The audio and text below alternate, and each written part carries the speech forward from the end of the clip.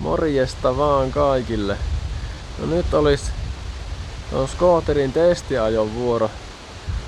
Mähän tuohon ne välit vaihoin, malossin pidemmät välit, niin nyt pitäisi olla paljon parempi ajettavuus tuolla, mutta saa nyt nähdä.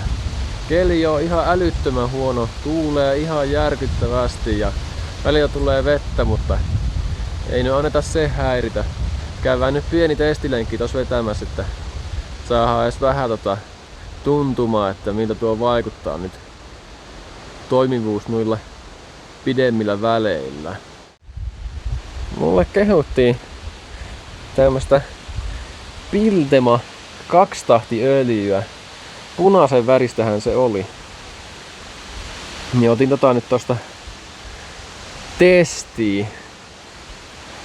Saa nyt nähdä, että onko hyvää. Tätä mulle tosiaan kehuttiin, että tämä olisi tosi hyvää 2-tahtiöljyä. Sitten hain samalla tämmösen mitta-asteikon 2 ja 4% seokselle. Tuo oli kans tosiaan Piltemasta tuokin, ei ollut montaa euroa. Ja tosiaan semmoista nyt tonne laitoin ja katsotaan nyt miten pelittää. Kovasti mulle kehuttiin, mutta enpä tiedä sitten. Eikä se huonompaa ainakaan ole kuin muu.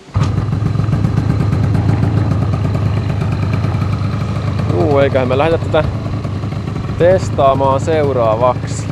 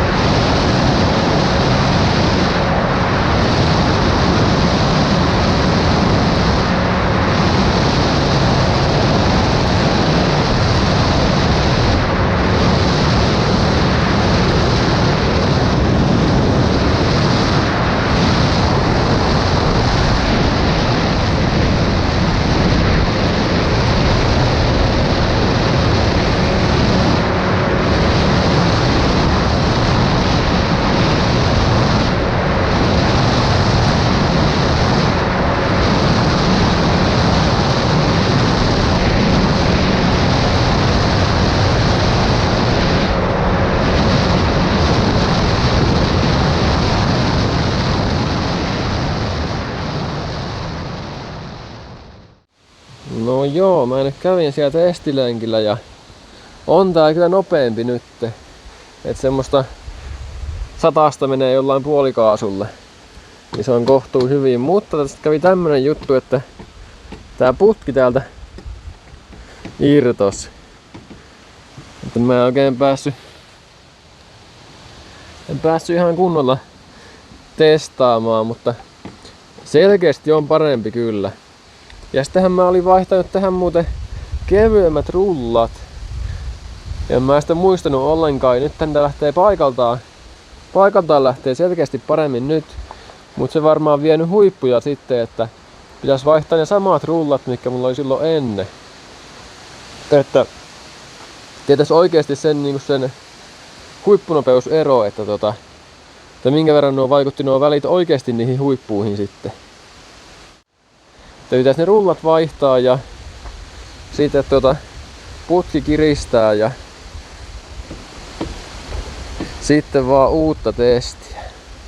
Mutta juu, voin mä sanoa ihan suoralta kädeltä, että kyllä nyt on paljon mukavampi ajettavaa. Jatketaan lähiaikoina.